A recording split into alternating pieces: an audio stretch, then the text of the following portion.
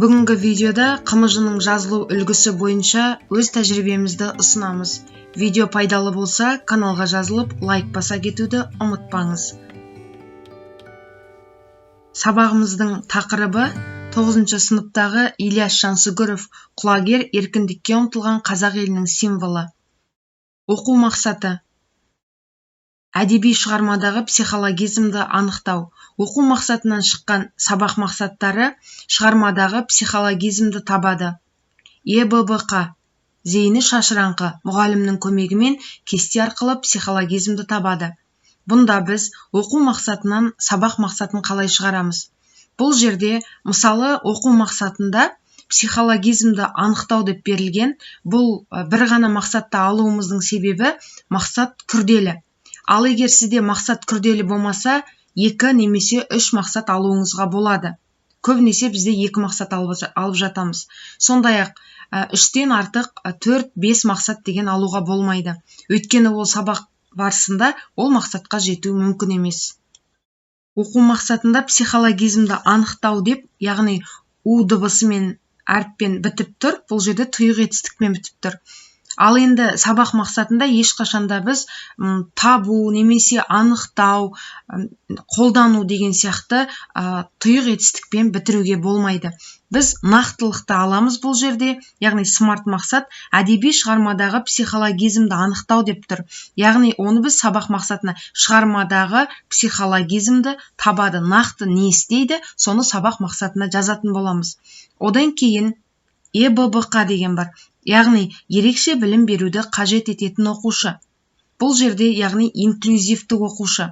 Бұрын біз сабақ барысында инклюзивті оқушы, яғни ерекше білім беруді қажет ететін оқушы десе, бірден денсаулығында кінараты бар балаларды ойлайтынбыз.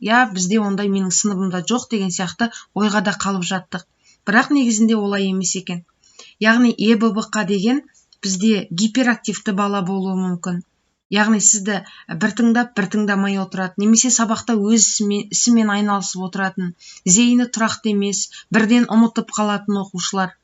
Осындай оқушыларды біз ЕББК оқушы ретінде қарастырып алады екенбіз. Ол сіздің сыныбыңызда 2 болуы мүмкін, 4, немесе одан да 8 болуы мүмкін. Яғни ерекше осы ЕББК оқушысына тоқталуымыз қажет екен.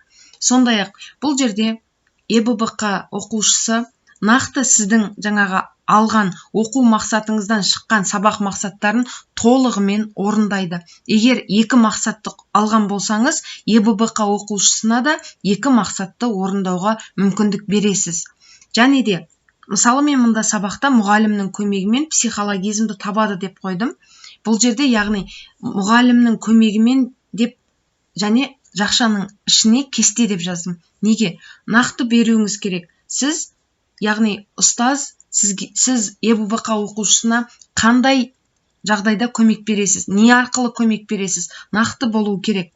Мысалға менде кесте ұсынамын, жаңағы оқушыға соны нақтылап, ашып, жазып кету керек жақшаның ішіне. Сабақ мақсаттары деген жерге жазасыз. Бізде білесіздер, сабақ 3 кезеңнен тұрады. Сабақтың басы, сабақтың ортасы және сабақтың соңы. Бұл жерде бізде мен сіздерге нақты қымыжының үлгісін ұсынып отырмын, түсінікті болу үшін. Енді білім беру ұйымының атауы, пәні, бөлім деген барлығы түсінікті деп ойлаймын. Жаңа мына жерді түсіндіріп кеттім. Одан кейін міндетті түрде сабақтың кезеңдерін жасаған кезде әсіресе жас мамандар бірден үйренісіп кетеді ғой, әдетке айналып кетеді.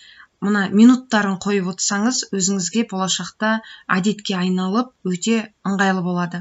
Және де ұйымдастыру кезеңі. Ең бірінші бізде ұйымдастыру кезеңі болады. Ол жерде сіз оқушылармен амандасып болғаннан кейін оқушылардың көңіл күйін сұраған дұрыс. Өйткені әр оқушы үйден әртүрлі болып келуі мүмкін көңіл күйде. Одан кейін, яғни бұл жерде мен саған сенемін деген психологиялық әдісті қолданған едім. Бұндай әдісті қолдансаңыз да болады, немесе жай ғана оқушылардың көңілін сұрап, бүгінгі күнге күнделікті сәттілік тілеп отырсаңыз да болады. Сосын бізде сабақ барысында, жаңа сабақтың кезеңдерін айттым, педагогтың әрекеті және оқушының әрекеті, бағалау, ресурстар деген бөлімдер бар. Бұл жерде қарасаңыздар, көбінесе бізде мұғалімдер қателесіп жатады. Мұнда педагогтың әрекеті мен оқушының әрекетін бір жағына бірдей педагогтың да оқушының да әрекетін жазып қояды, немесе екінші жағына да дәл сондай нәрселерді жазып қоятындар болады. Бұнда педагогтың әрекетіне нақты мұғалім не істейді, соны ғана жазу керек. Оқушының әрекетіне, яғни педагогтың берген тапсырмасы бойынша оқушы не істейді, соны ғана жазу керек. Одан кейін бағалау әр тапсырмаға міндетті түрде қалай бағалайсыз, сол жазылу керек. Одан кейін біз мысалы бір видео беріп атамыз, немесе жаңағындай слайдтар беріп жатамыз, сол кезде ресурстар деген жерге видеоның жаңағындай сілтемесін тастап кетіп отыру міндетті. Екінші кезең сабақтың ортасы, өткен білімді еске түсіру. Бұнда мен 7 минутты арнадым. Бұнда Leonapis бағдарламасы бойынша бәйге ойынымен өткен сабақты тест тапсырмасы арқылы тексеремін деп бердім. Бұнда яғни жаңағы оқушы мұны менің педагогтың әрекетінде тест тапсырмасы арқылы тексеремін деп тұрды. Одан кейін оқушының әрекетінде Leonapis бағдарламасы арқылы тест тапсырады. Оқушы не істейді, соны жазасыз. Одан кейін мұнда сұрақтары тұр. Сұрақтарынан кейін қандай сұрақтар берілетіні тұр. Одан кейін оқушының әрекеті тұр.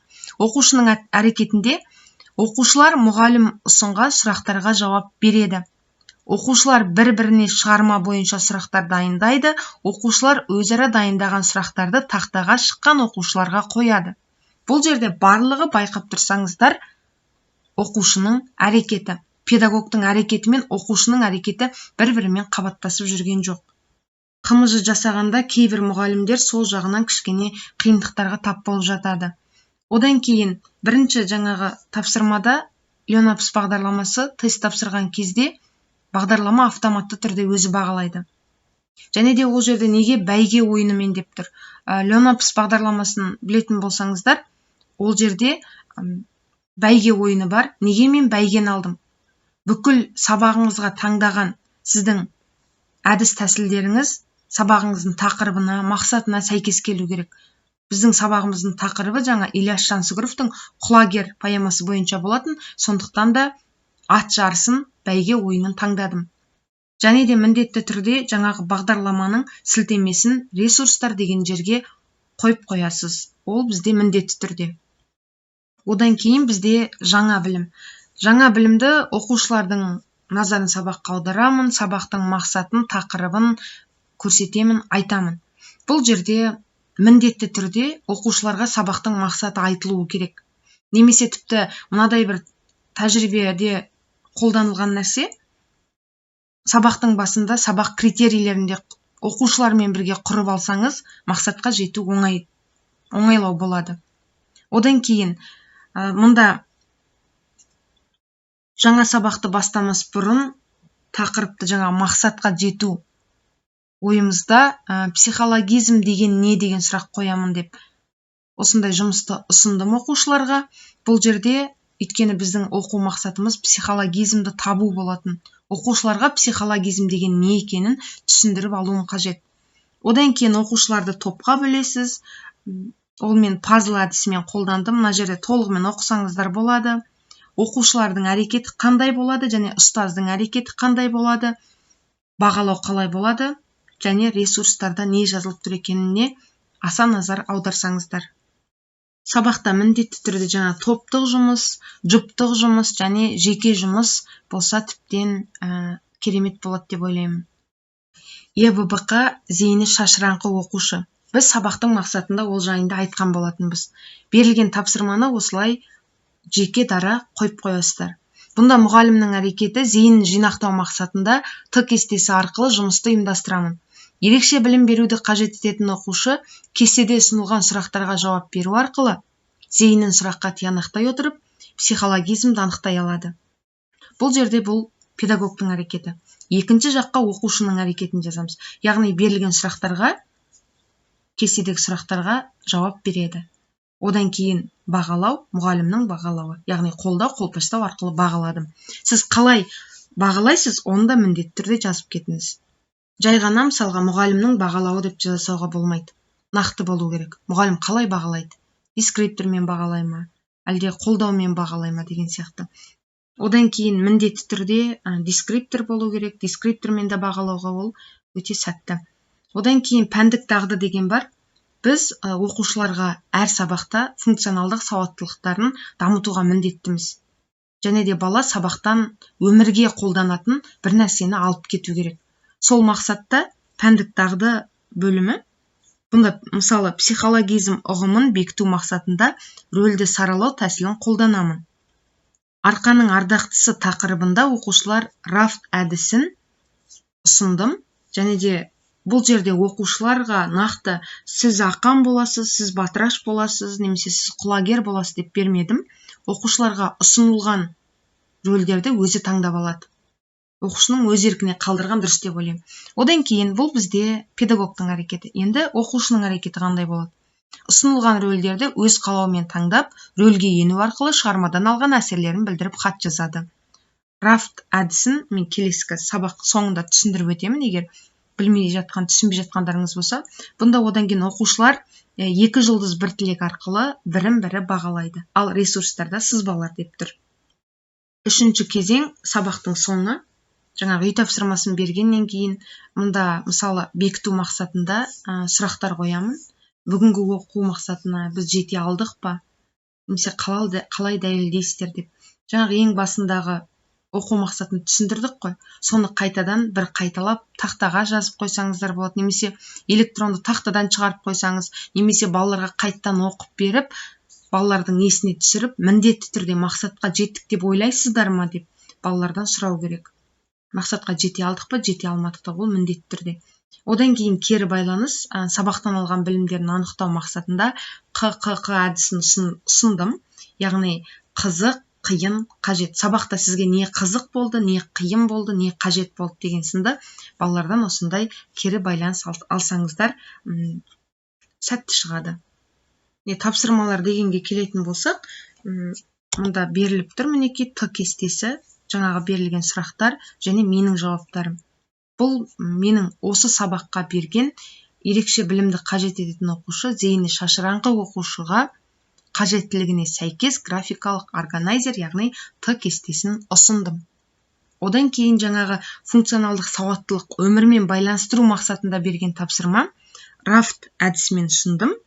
Яғни Р деген рөл, А аудитория, Ф факты, Т тақырып. Яғни аудитория рөлге ақанды берсеңіз болады, аудиторияға 21 ғасырдың жастарына кеп сөйлесе болады ақан, фактісімен, одан ұсынған тақырыппен. Видео түсінікті болды деген ойдамын. Егер сіздерге видео пайдалы болса, каналға жазылып лайк баса кетіңіз. Қазақ тілді қолдау мақсатында комментарий жазып, өз әріптестеріңізбен бөлісе кетіңіз. Назарларыңызға рахмет.